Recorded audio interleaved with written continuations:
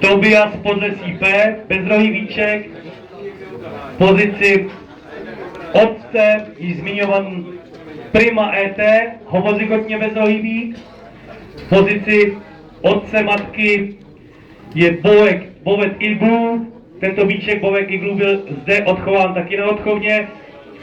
V názvu Bovet znamená Bovet Sloupnice akciová společnost, chovatel.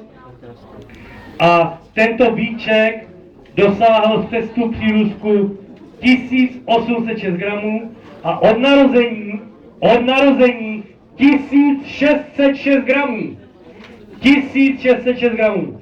A při základních výběrech tuším, že byl na druhém místě za šampionem v počtu bodů, získal neuvěřitelných 78 bodů. 78 bodů. Chovatel, respektive majitel, nabízí tohoto víčka do dražby Tobias Podlesí P za 79 000 korun. Tobias Podlesí P 79 000 korun. 80 na 20. 80 na 20. 80 000 na 20. 80 000 na 20. Poprvé 81, 82, 83, 84, 85, 86, 87. 88, 89, 90, 91, 92, 93, 94, 95, 96, 97, 98, 100 na 20. 100 na 20. Je to předražené. 100 000 na 20. Poprvé 101, 102, 103, 104, 105, 106, 107, 108, 109. 109 na 5. 109 000 na 5. 109 000 na 5. 109 000 na 5. 109 000 na 5. 109 000 na 5. Poprvé 109 000 na 5. Podruhé přidá se někdo na dražby na tohoto vynikajícího špičkového víčka, jehož cena je pouhých 109 000 korun.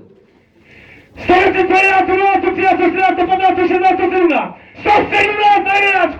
117 na 11. 117 000 na 11. 117 000 na 11. 117 000 na 11. Poprvé 118, 119, 120, 121, 122, 123, 124, 125, 126, 127. 127 na 11. 127 000 na 11. 127 000 na 11. Poprvé 128, 129, 130, 131, 132. 132 na 11. 132 000 na 11.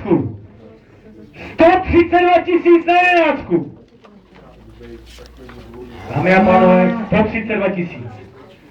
132 000 na 11. Poprvé 130, 130, 130, 130, 137, 138, 139, 140.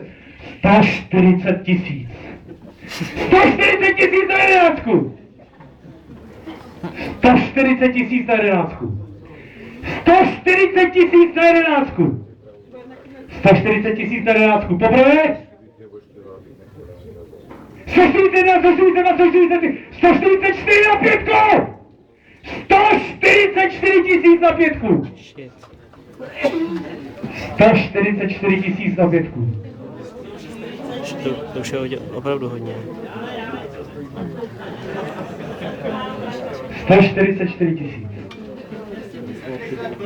144 000 na 5. Poprvé 144 000 na 5. Podruhé nikdo se nepřidá na tohoto víčka, jehož cena je pouhých 144 000.